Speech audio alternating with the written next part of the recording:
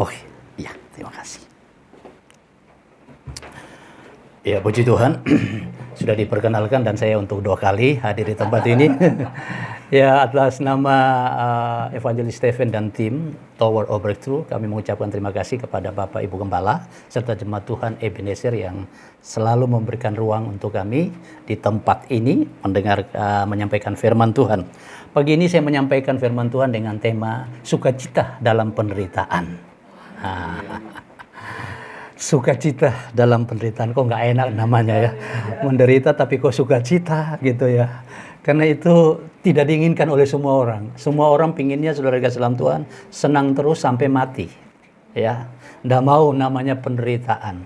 Tapi suka ndak suka namanya penderitaan tercatat banyak di dalam Alkitab.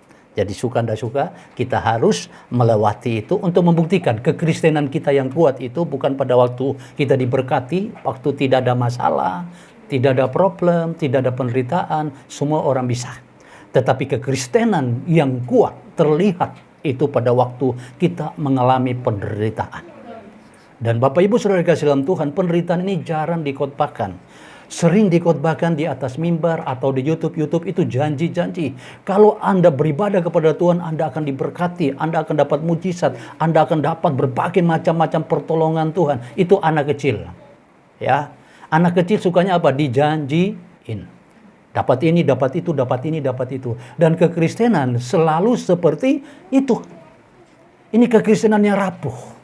Tak kala ada masalah, ada tantangan, mundur dari Tuhan. Kekristenan yang seperti ini, kekristenan yang tidak akan bisa terselamatkan, sering bisa dibawa dalam kekecewaan, ya, kala tidak mendapatkan pertolongan. Mari kita buka Alkitab kita baca dalam kitab Habakuk pasal yang ke-1, ayat 1 sampai yang ke-4. Habakuk pasal 1, ayat 1 sampai ayat yang ke-4.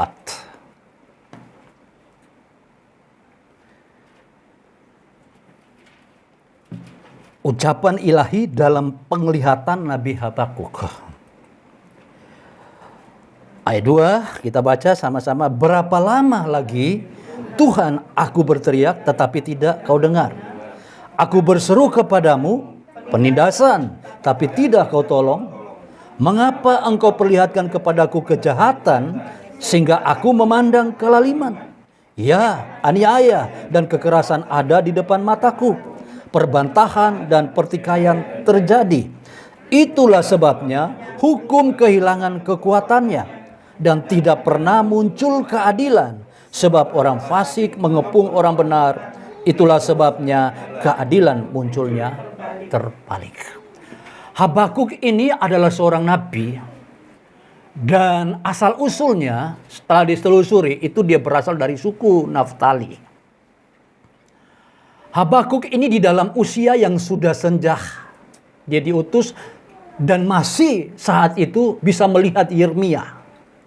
Jadi dia ada bersama-sama dengan Yeremia, tapi dia mendahului Yeremia untuk menubuatkan, memberikan sebuah penglihatan tentang keadaan orang Israel di Yerusalem pada waktu itu.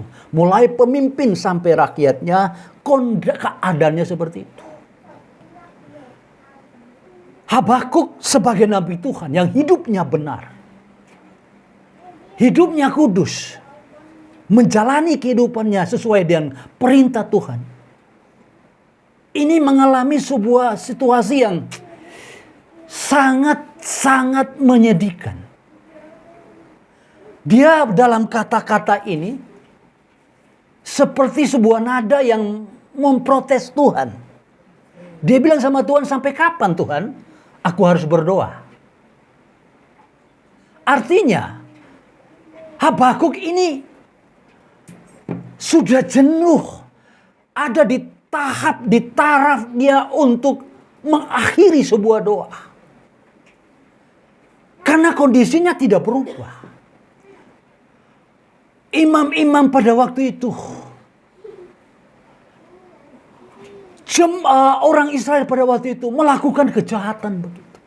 Nanti saya sampaikan bahwa ada 2 macam penderitaan yang terjadi, dari luar dan dari dalam. Dari luar apa? Dari dalam apa?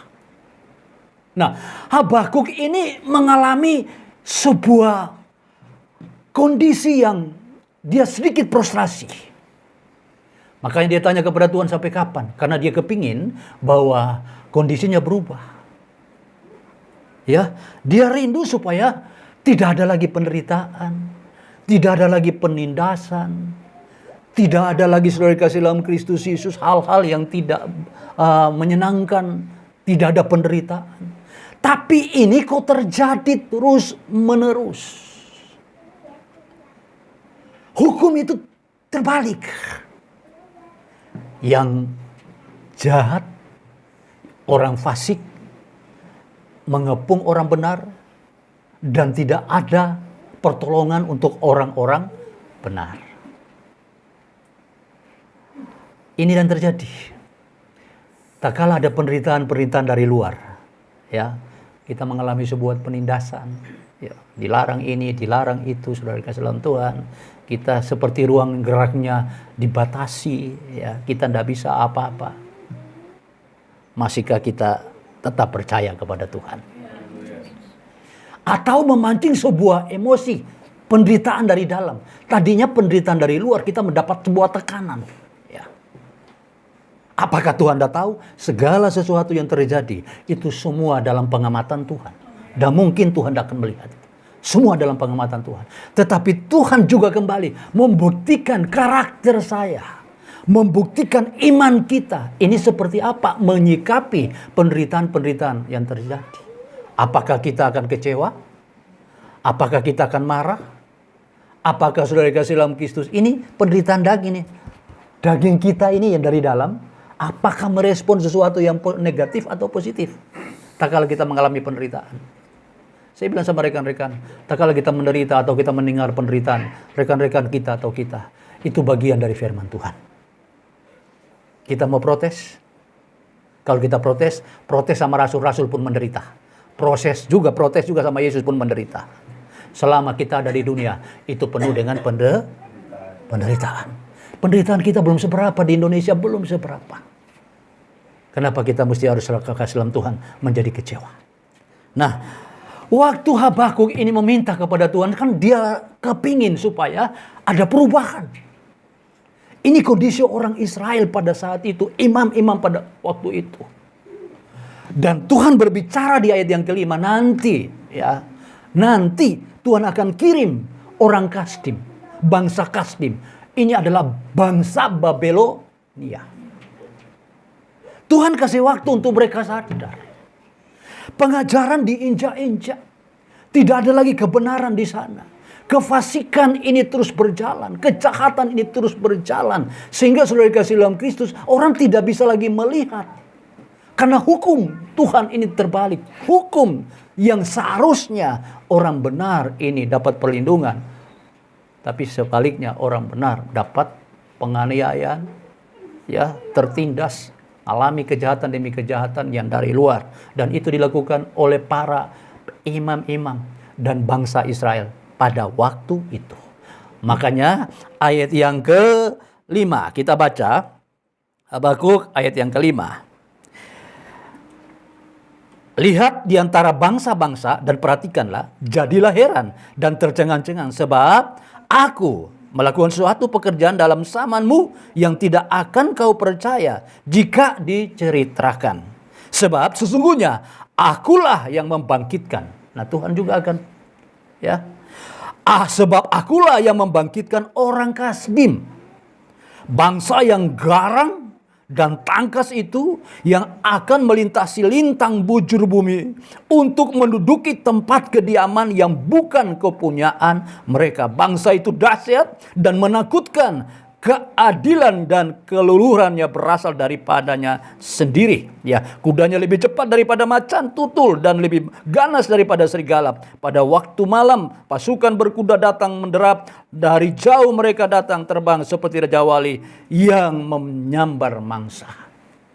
Ini sebuah nubuatan yang sudah Tuhan sampaikan terhadap bangsa Israel yang punya kehidupan tadi di ayat 1 dan ayat 2 sampai ayat yang ke-4. Ya, Habakuk 1, 2 sampai 4. Itulah bagaimana kehidupan imam, ya, bagaimana kehidupan bangsa Israel. dan menimbulkan sebuah penderitaan dalam kehidupan Habakuk melihat kondisi seperti itu. Tuhan memberi ruang untuk bangsa ini bertobat. Tuhan kasih kesempatan untuk imam dan bangsa ini bertobat, tapi tidak bertobat. Kejahatan terus berjalan, penindasan terus berjalan, kefasikan terus berjalan. Dan ini mempengaruhi bagaimana sikap daripada Habakuk. Apakah dia tetap ada sukacita atau dia kehilangan sukacita melihat kondisi seperti ini. Ini mempengaruhi kita. Pada waktu ada penderitaan ini, apakah kita kehilangan sukacita atau sukacita tetap ada dalam diri kita? Pasal yang kedua, kita baca. Pasal yang kedua, ayat yang ke-1 mulai. Aku mau berdiri di tempat pengintaianku dan berdiri tegak di menara. Aku mau meninjau dan menantikan apa yang akan difirmankan kepadaku dan apa yang dijawab atas pengaduan. Jadi pasal 1, Habakuk mengadu, dia naik lagi di tempat pengintaian. Di tempat itu Tuhan kerap berbicara dan dia kepingin ada jawaban dari Tuhan. Seperti apa jawabannya dari Tuhan? Atas pengaduan pasal 1. Ayat yang kedua. Lalu Tuhan menjawab aku, demikianlah. Tuliskanlah penglihatan itu dan ukirkan itu pada loloh supaya orang sambil lalu dapat membaca. Sebab penglihatan itu masih menanti saatnya, tetapi itu bersegera menuju kesudahannya dengan tidak menipu. Apabila berlambat-lambat, nantikanlah itu sebab sesungguh-sungguh akan datang dan tidak akan bertangguh. Sungguh orang yang membusungkan dada ini adalah orang-orang yang melakukan kejahatan, ya. Dikasih busung dada, sombong, ya. Dia angkuh, ya. Orang yang membusungkan dada tidak lurus hatinya, itu lawannya Tuhan nanti. Tetapi orang benar itu akan hidup oleh karena percayanya. Kalau kamu mengatakan dirimu sebagai seorang benar, ya karena itu hidup percaya saja. Apa yang terjadi itu semua di dalam kontrol Tuhan. Mau ada penderitaan, tetap percaya. Bagian kita tetap percaya. Apapun yang terjadi, ya.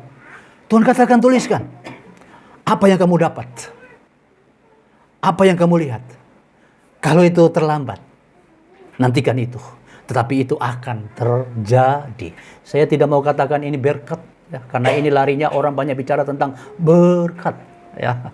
Nantikan saja, pasti Tuhan memberkati. Tuhan punya waktu. Itu saudara kasih dalam Tuhan, bukan bagian ini, karena ini bagiannya menceritakan penghukuman terhadap orang-orang yang melakukan kejahatan, kefasikan, penindasan, dan membuat hukum berubah, datangnya terbalik.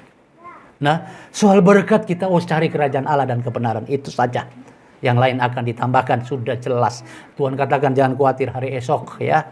Semua itu dicari oleh bangsa-bangsa lain. Makanan, pakaian, minuman itu dicari bangsa papi Bapa di sorga. Itu tahu, itu udah perlu lagi kita bahas. Itu udah boleh diulang-ulang terus saudara kasih dalam Tuhan. Apalagi semua firman itu langsung dihubungkan dengan berkat, dengan mujizat, dengan berkat, dengan mujizat. Ayat ini kalau saya mau hubungkan dengan mujizat dan berkat, wah bisa lari kemana-mana ini saudara kasih dalam Tuhan. Ya. Tapi saya mau katakan bahwa ini firman yang disampaikan oleh Tuhan kepada yaitu Habakuk supaya dia tetap percaya di tengah-tengah penderitaan, di tengah-tengah penindasan, di tengah-tengah masalah yang dihadapi atas imam dan bangsa. Dia harus tetap percaya. Hukum boleh terbalik, ada kejahatan, ada penindasan di sana, tapi tetap percaya, tetap sukacita. Makanya pasal 3, sering kita dengar ada pujian. Sebelum saya melangkah ke ayat-ayat yang lain, kita lihat pasal 3. Setelah mendapat jawaban itu, pasal yang kedua, kamu hidup percaya saja. Apa yang kamu dengar tulis supaya orang bisa melihat, bangsa ini bisa melihat. Mereka tidak percaya silakan, tapi kamu harus tetap percaya, ya. Ayat ya pasal yang ketiga. Kita lihat akhirnya berubah pernyataan daripada si Habakuk, ya. Kita baca di ayat yang terakhir.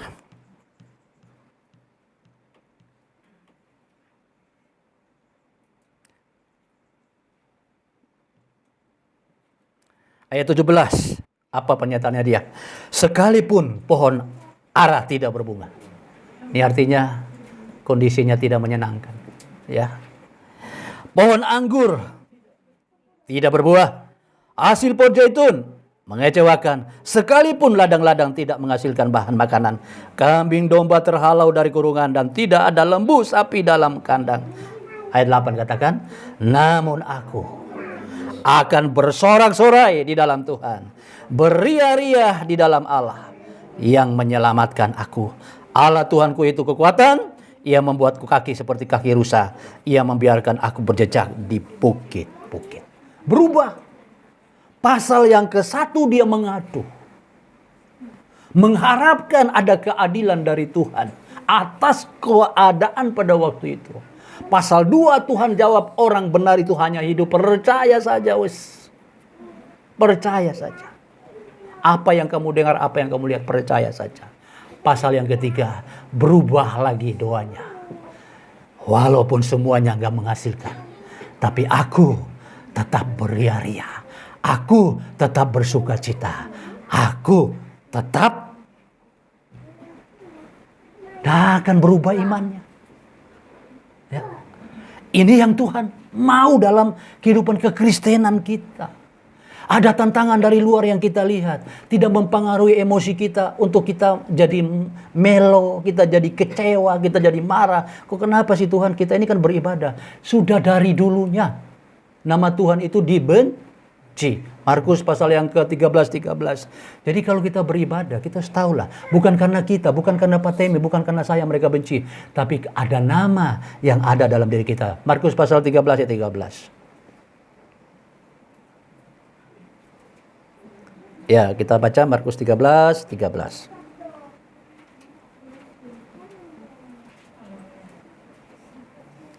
Apa? Ini yang dikatakan Yesus, ya. Kamu akan apa? Dibenci semua orang. Oleh apa? Oleh karena namaku. Karena nama Tuhan ini loh yang kita sandang. Kita pakai karena kita ini percaya kepada nama Tuhan Yesus. Murid-murid dibenci, dianiaya, dibunuh. Kenapa? Karena nama Yesus. Tapi bagi mereka nggak ada masalah. Hidup ini sementara. Hidup ini singkat. Yang dikejar itulah hidup kekekalan. Jangan sampai kita gereja Tuhan ini yang kita kejar hidup yang sementara. Untuk memenuhi kebutuhan kita kehilangan hidup yang kekal. Kenapa? Karena hamba Tuhan mengkhotbahkan yang sifatnya materi terus. Anda datang diberkati, Anda akan dapat mujizat. Kekristenan yang tidak kuat. Kekristenan yang kuat adalah di tengah-tengah penderitaan tetap ada sukacita. Tidak kecewa.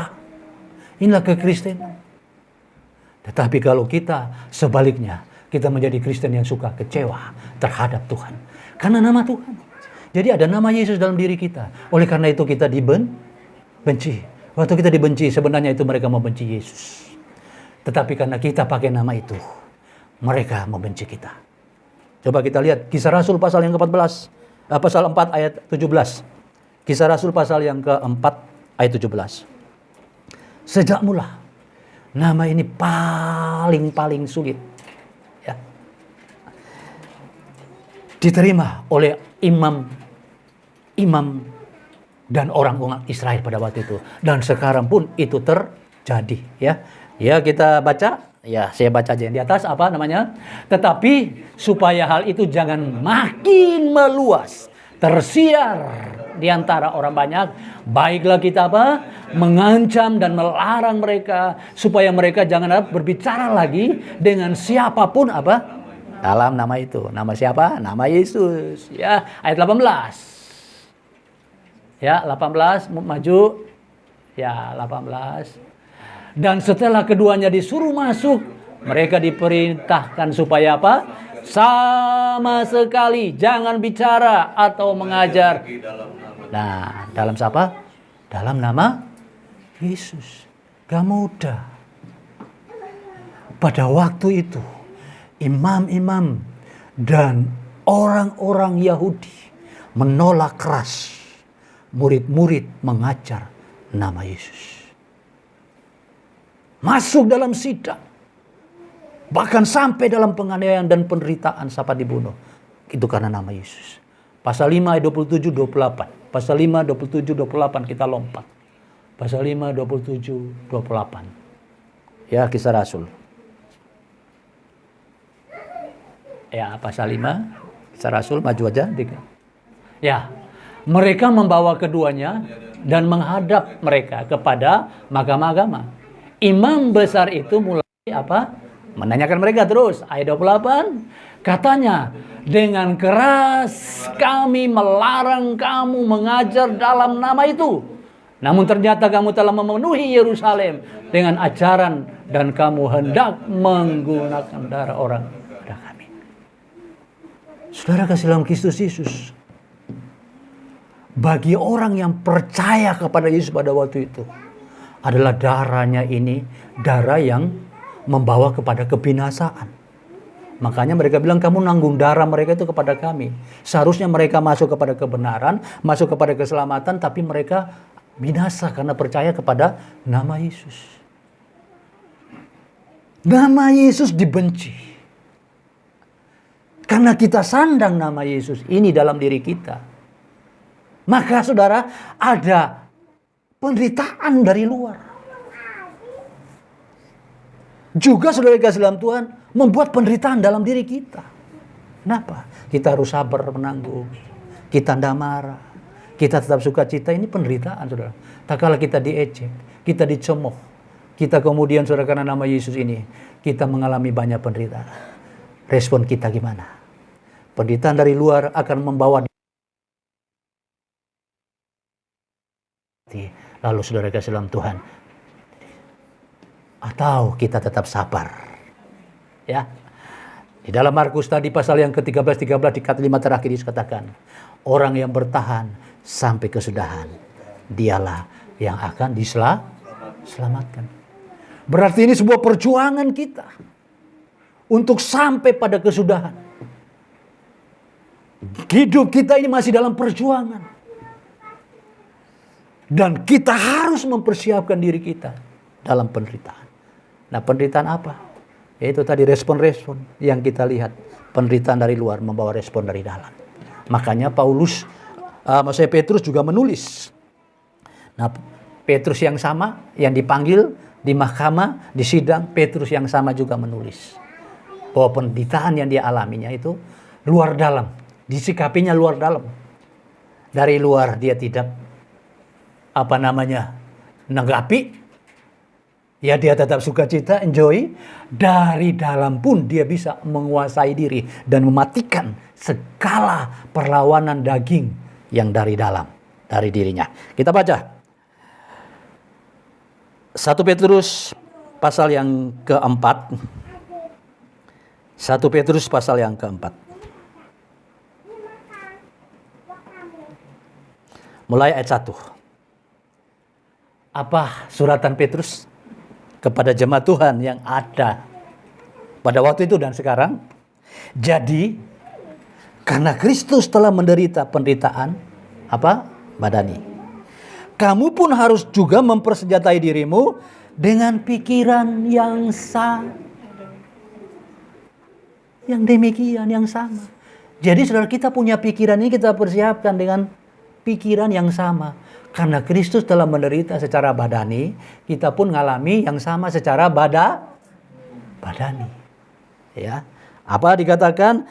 Karena barang siapa telah menderita penderitaan badani, ia telah berhenti berbuat dosa. Penderitaan badani itu apa? Pada waktu kita ini ada yang memancing untuk kita marah. Ada penderitaan dari luar yang tadi saya katakan. Kita tidak marah. Buah rohnya muncul sabar, sukacita, damai, sejahtera. Ada keinginan mungkin untuk melakukan kejahatan. Tapi daging ini kita kuasai. Daging ini menderita. Ya.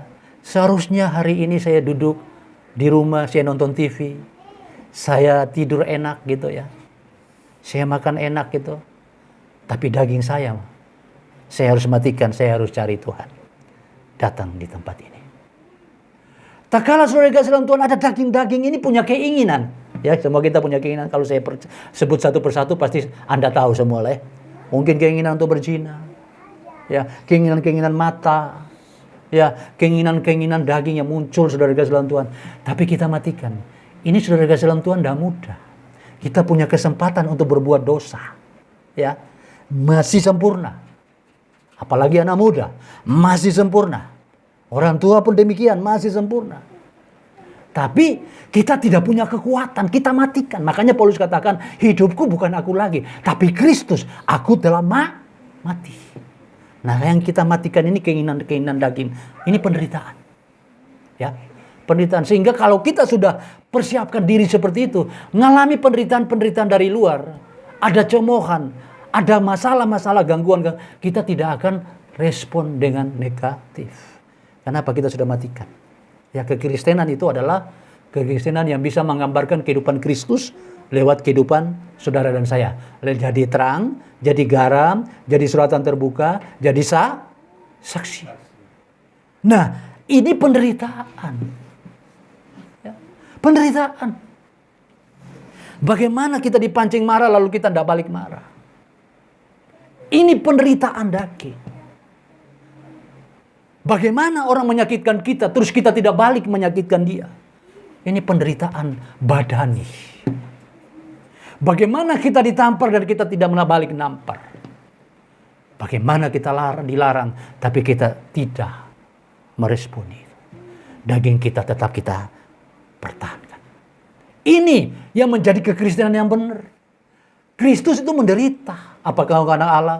Engkau telah menyebutnya. Diludahi, ditempelin. Apakah dia lawan?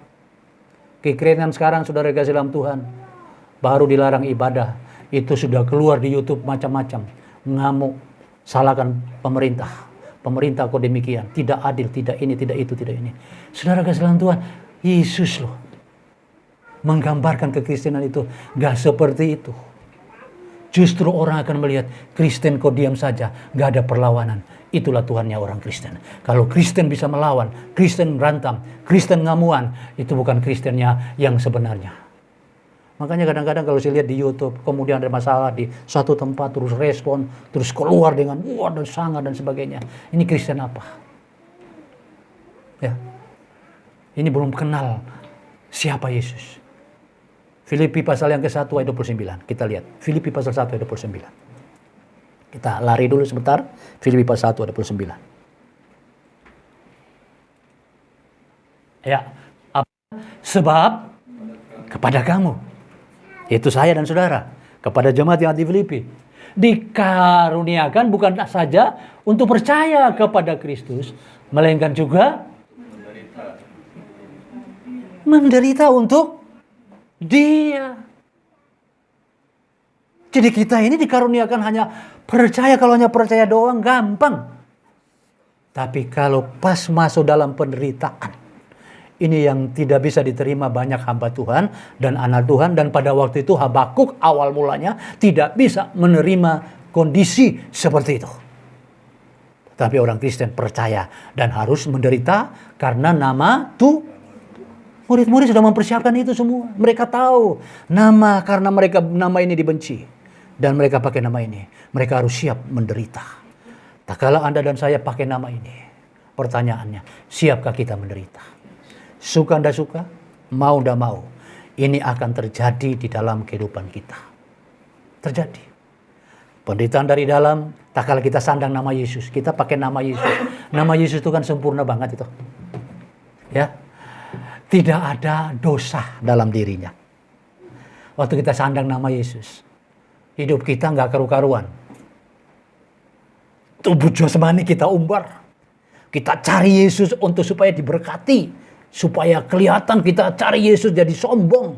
Ya. Kita cari Yesus, saudara, ada pepecahan belah. Kan sekarang seperti itu. Pakai nama Yesus. Tapi gereja satu dan gereja yang lain saling pendeta satu dan pendeta yang lain saling. Ini Yesus yang mana yang diberitakan? Ya. Gereja yang besar semakin besar bisa nyaplok yang kecil. Kalau boleh yang kecil hilang, dicaplok sama dia. Ya, yang kecil juga akhirnya juga ngeluh.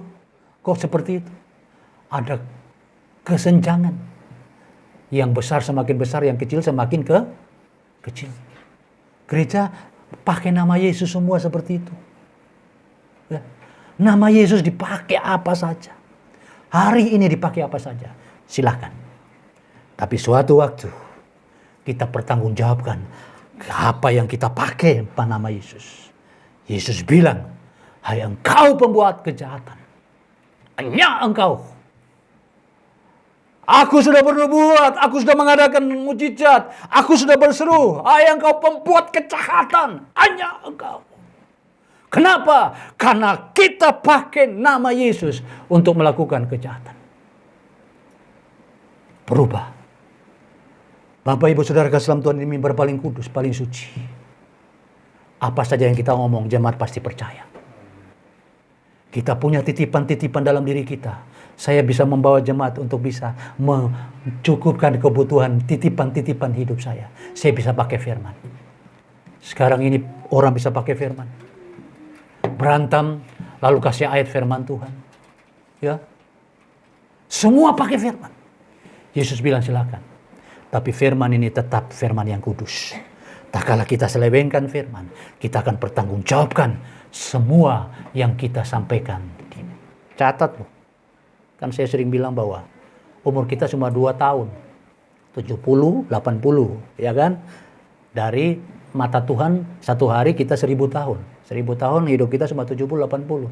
Malaikat mau catat hidup kita itu terlalu gampang. Apa yang kita omong itu detail. Detail dicatat samanya. Ya, orang akuntansi mesti dia kerja 8 jam.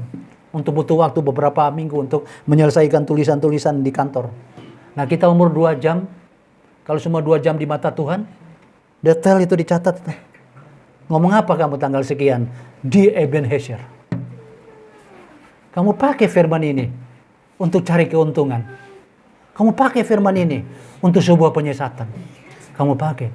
Semua itu tercatat. Makanya Bapak Ibu Saudara kasih dalam Tuhan. Sebagai rekan juga Pak Temi dan Ibu. Sebagai hamba Tuhan. Pengembalaan itu terlalu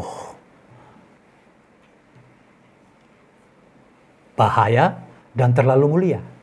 Mulia kalau kita bawa jemaat. Itu semua fokusnya kepada Tuhan. Fokusnya kepada kerajaan Allah. Tetapi bahaya tak kala jemaat ini kita bawa kepada hal-hal yang kita inginkan. Kenapa? Kita akan mempertanggungjawabkan. Alkitab katakan, 1 jiwa bertobat, sejati sorga bersukacita. 1 jiwa binasa, kitalah yang akan minta pertanggungjawabkan. Makanya pengembalaan ini, saudara kasih dalam Tuhan, bukan gampang, susah. Karena kita arahkan ke Tuhan. Berkatnya kita itu dari Tuhan saja, bukan dari jemaat. Ya. Kalau jemaat pun memberkati, itu kita tidak perlu paksa-paksa lagi. Kasih perpuluhan, supaya kamu diberkati tingkap-tingkap. Balik lagi ke Taurat. Kamu akan diangkat jadi kepala, bukan jadi ekor. Berkatmu melimpah, di mana saja engkau diberkati. Gak dikotbahin kutuknya. Yang dicari cuma ya berkat demi berkat demi berkat. Yang ujung-ujungnya saudara kasih dalam Tuhan, hanya untuk memenuhi. Dan ujung-ujung gereja seperti itu, gereja yang membawa pepecahan. Mereka bisa terjadi permasalahan. Bapak Ibu, sadar atau tidak sadar, kita tower of breakthrough. Sudah tidak berani lagi menyentuh hal itu. Pure kita sampaikan firman Tuhan, Kristen yang menderita tetap sukacita. Manusia roh yang bangun yang kuat. Mau fokusnya ke sorga. Fokusnya ke Tuhan. Yang lahiriah cari secara lahiriah. Kamu kerja 6 hari Senin sampai Sabtu. Itu kamu punya mencari berkat. Tapi hari Minggu, jangan cari berkat sama Tuhan di hari Minggu. Tuhan sudah kasih kekuatanmu, Tuhan sudah kasih kepintaranmu, Tuhan sudah kasih buat apa kamu sekolah tinggi-tinggi, ya, buat apa kamu punya sarjana, tapi cari Tuhannya untuk dapat berkat. Cari Tuhan hanya untuk dapat kerajaan sorga. Ya, cari Tuhan saudara kasih dalam Kristus Yesus supaya bagaimana hidup saya berkenan, layak di hadapan Tuhan. Waktu Tuhan panggil, saya berkenan di hadapan Tuhan. Itu karena kehidupan sementara, kekekalan yang kita kejar. Makanya di tengah-tengah kesibukan Senin sampai Sabtu, kita berjuang untuk badani kita. Tetapi Minggu kita kembali ke gereja untuk mengintrospeksi kehidupan kita. Apakah hidup saya selama sepekan, seminggu ini berjalan sesuai dengan kebenaran atau tidak. Kita lah sementara mematikan keinginan daging. Kita kembali ke Petrus. Pasal yang keempat, ayat yang kedua, supaya waktu sisa ini jangan, ya, waktu sisa yang Tuhan berikan dalam dirimu dan diriku, supaya waktu sisa jangan kamu pergunakan menurut keinginan manusia, tetapi menurut kehendak Allah. Ya. Berarti ada orang-orang yang waktunya banyak terbuang mengingin keinginan manusia. Apa itu keinginan manusia? Pasti pingin terkenal, gitu kan? Pingin supaya sukses, berhasil. Ya, cari Tuhan untuk itu, saudara kasih dalam Tuhan. Makanya khotbah-khotbah pun janji-janji seperti itu. Kasihan saudara. Saya kadang mendengar seperti itu. Sekarang ini saya risih. Kalau dulu saya senang. Tapi kalau sekarang saya risih. Model Kristen itu seperti ini loh. Orang dunia loh banyak sangat diberkati. Melebihi daripada orang-orang Kristen. Kok dunia sekarang, Kristenan sekarang kok malah ngejarnya itu. Kalau ngejar itu ada waktunya, ada tempat tersendiri. Bukan kepada. Kalau mau cari semak duri, itu ada tempatnya. Tapi yang kita cari di gereja adalah Tuhan. Hari ini Tuhan, masihkah seminggu ini saya emosional? Masihkah seminggu ini saya ini sakit hati? Masihkah saya ini melakukan hal-hal yang lain? Tuhan, ampuni saya. Waktu yang kau berikan kepadaku, aku menggunakan ini untuk mematikan keinginan daging. Menderita, iya. Orang dunia ngumbar keinginan daging. Kita mematikan keinginan daging. Kenapa? Karena kita punya tujuan supaya kita masuk surga. Daging ini terbuat dari tanah. Cuma sementara.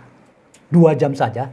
Tapi daging ini bisa menyeret kita masuk ke neraka. Cuma sementara. Roh ini sifatnya kekal. Ya, tapi daging tubuh ini bisa menyeret kita. Makanya kita introspeksi. Ya, hambanya mungkin sudah sampaikan Pak Steven tentang Galatia pasal yang ke-5 ayat 19 itu kan.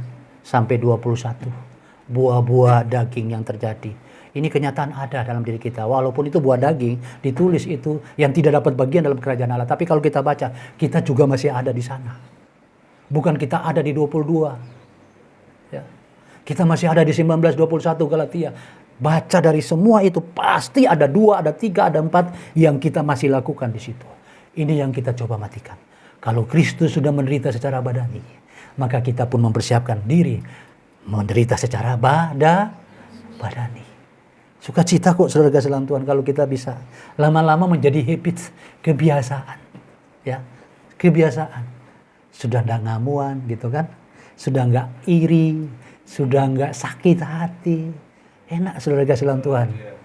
Nah, menderita itu sukacita. Enak. Gak ada ini lagi. Saudara kasih dalam Kristus Yesus. Makanya ayat yang ketiga. Sebab telah cukup banyak waktu kamu mempergunakan untuk melakukan kehendak orang-orang yang tidak mengenal Allah. Yaitu menuruti keinginan daging, keinginan badani tadi. Keinginan. Kamu telah hidup dalam rupa-rupa hawa nafsu. Ya kan? Tuhan itu baik. Kita yang hidup masih pada waktu itu. Dalam hawa nafsu, rupa-rupa badani kita ini kita umbar saudara. Untuk hawa nafsu ini. Tidak mau matikan, tidak mau menderita. Mau disenangkan terus. Tapi Tuhan kasih kesempatan. Dalam waktu yang sisa. Terus dikatakan gini. Kamu telah hidup dalam rupa hawa nafsu, keinginan kemabukan, pesta pora, perjamuan minum, dan penyembahan berhala yang terlarang. Sebab mereka heran bahwa kamu tidak turut mencemplungkan diri bersama-sama dengan mereka. Ya, nanti mereka akan heran. Kok dulu begini, kok sekarang kok enggak. Ayat yang keempat itu. Sebab itu mereka akan heran bahwa kamu tidak turut mencemplungkan diri bersama-sama dengan mereka dalam kebanggaan, ketidaksenuan yang sama, dan mereka memfitnah kamu. Pasti ada fitnah juga tak kala kita ini. Wah, so kudus, so suci, so ini, so itu. Biarin. Tapi kita sekarang badaninya sudah kita matikan, ya. Keinginan kena daging sudah kita menderita memang. Dan itu menderita. Tetapi saudara kita sukacita. Kenapa? Kita lakukan semua untuk Kristus. Ya, ayat terakhir kita baca Filipi pasal yang keempat, ayat yang keempat. Filipi 4 ayat yang keempat. Paulus punya alasan untuk marah. Dia beritakan Injil, dia ditangkap, dipukul, saudara kasih dalam Tuhan, dan dimasukin dalam penjara. Tapi dari penjara juga dia nasihati jemaat Filipi dan kita yang ada di tempat ini. Apa bunyinya? Sama-sama baca. Bersukacitalah senantiasa dalam Tuhan. Sekali lagi kukatakan, bersukacitalah. Kapan bersukacita? Dalam penderitaan. Waktu di penjara. Mari dipukul saudara kasih dalam Tuhan, ditangkap lalu dimasukkan penjara. Padahal Paulus beritakan nama Tuhan beritakan firman Tuhan. Tapi dapat upahnya itu. Apakah dia kecewa? Dia punya alasan untuk kecewa. Dia alasan, Tuhan aku loh beritakan Injil. Beritakan namamu supaya orang Filipi diselamatkan. Kok aku dipukul, ditangkap, dimasukkan penjara. Tidak ada omongan seperti itu. Malah dinasihatin kita, bersukacitalah. Seorang rasul yang menjadi contoh dan teladan. Kenapa? Dia sudah mati secara badani. Dia sudah hidup di dalam Kristus Yesus. Maka dia nasihati kita, bersukacitalah. Sekali lagi aku katakan, bersukacita. Penderitaan tidak membawa kita sedih. Kristen memang itu identik dengan penderitaan. Ya, percaya Yesus menderita, karena nama Yesus itu kita menderita. Tapi saudara kasih dalam Kristus Yesus, kita tidak perlu bersedih hati. Makanya saya lihat muka-muka di sini kalau menderita, tidak akan pernah kehilangan sukacita. Kasih salam dulu. Kiri kanan katakan, kalau kamu menderita tetap sukacita. Kasih senyum yang manis dulu. Yang dari hati. Ya, kalau ada masalah, ya, ada penderitaan, ada apapun juga, tetap sukacita. Jemaat Ebenezer bukan jemaat yang kehilangan sukacita, tapi tetap sukacita dalam penderitaan. Enak, happy. Nama kita nama Yesus yang dibenci kok. Cuma karena kita sana nama Yesus kita dibenci, udah. Itu yang kita harus pertahankan sampai Tuhan datang. Kalian berdoa. Terima kasih, Tuhan berkati. Ya, saya mau nyanyi bawa ini. Gak bawa, lupa. Oke dah kalau gitu. Iya, terima kasih. Saya lupa bawa pengeras juga. Sorry aja. Ya, oke. Ya, terima kasih, kita berdoa. Tanda kepala ya. Saya tidak buat janji-janji Anda untuk doa. Silakan yang punya masalah doa. Sudah Alkitab katakan, Tuhan itu dalam hati, tidak usah doa bertele-tele kepada Tuhan. Ya, masuk kamar hati, doa tidak usah bertele-tele. Bapa di surga sudah tahu apa yang kau perlukan, ya. Nggak usah perlukan ya. Jadi kalau ke Kristen masih cari-cari, itu Kristen anak-anak saudara. Makanya saya tidak bangga kalau lepas tumpang tangan, loncat tumpang tangan, melayang wes. Dah itu trik-trik yang wes. Kita ini orang yang happy aja wes. Ditolong nggak ditolong, ada mujizat nggak ada mujizat, tetap ada sukacita ya. Karena Tuhan kita Tuhan yang tidak pernah tinggalkan kita. Terima kasih. Kita nyanyi satu pujian. Haleluya. Oh,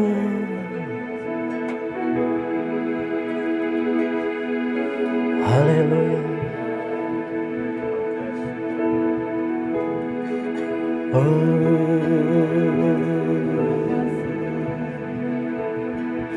Sekalipun aku dalam lembah gelap, ku tak takut, sebab Kau besertaku.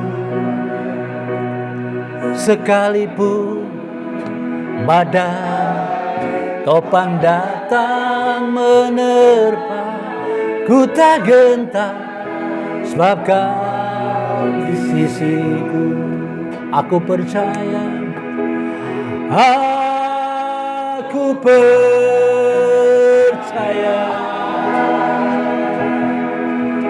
berkat-Mu atasku melimpah,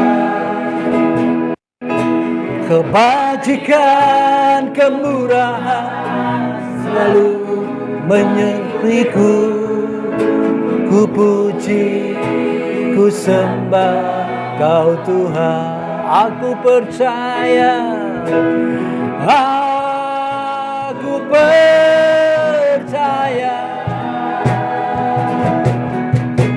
berkat-Mu atasku melimpah, kebajikan, kemurahan lalu mengikutiku. Ku puji, ku sembah Kau Tuhan. Ku puji, ku puji, ku sembah Kau Tuhan. Ku puji, ku sembah Kau Tuhan.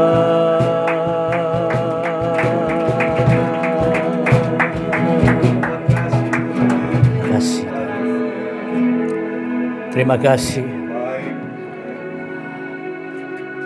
Terima kasih Tuhan untuk berkat yang melimpah, yaitu kebenaran, kemuliaan, dan kuasa yang terus kami akan bagikan, yang tidak pernah habis-habis. Dan kebajikan itu terus menyertai kami. Kami berterima kasih untuk firman yang menjadi berkat buat rohani kami yang berlimpah, yang memberikan kekuatan dalam tubuh jasmani kami, dan membuat kami bisa menang dalam penderitaan badani kami. Kami berterima kasih. Kami menjadi Habakuk yang sama dalam pasal 3. Segala sesuatu mungkin tidak terjadi, tidak didapatkan. Sekali tidak ada mujizat, sekali tidak ada pertolongan. Kami Engkau dapati tetap beria-ria, tetap bersuka cita. Tuhan adalah kekuatan kami. Kami bersyukur juga kalau Engkau masih menyertai dan menolong kami. Kami percaya Tuhan, Engkau sudah mengajarkan kami tidak khawatir hari esok. Hari esok punya kesan sendiri. Kami melakukan bagian kami. Pada harimu kami mencari Engkau. Tapi pada waktu yang Engkau tentukan untuk kami mencari berkat lahiriah, semuanya sudah Engkau atur dalam hidup kami. Sehingga kami berjalan sesuai dengan apa yang Tuhan lakukan dalam kehidupan kami. Hamba serahkan jemaat Tuhan di tempat ini. Mereka menjadi jemaat yang tetap bersuka cita dalam penderitaan. Tetap kuat dan menang apapun kondisi mereka. Mereka berubah Tuhan. Cara mereka untuk melayani dan mengiring Tuhan berubah. Dan upah dari sorga Tuhan sediakan bagi kami semua. Di dalam nama Bapa, Putra dan Roh Kudus. Dalam nama Tuhan Yesus Kristus. Kami alaskan doa kami. Haleluya. Puji Tuhan. Sama-sama katakan amin.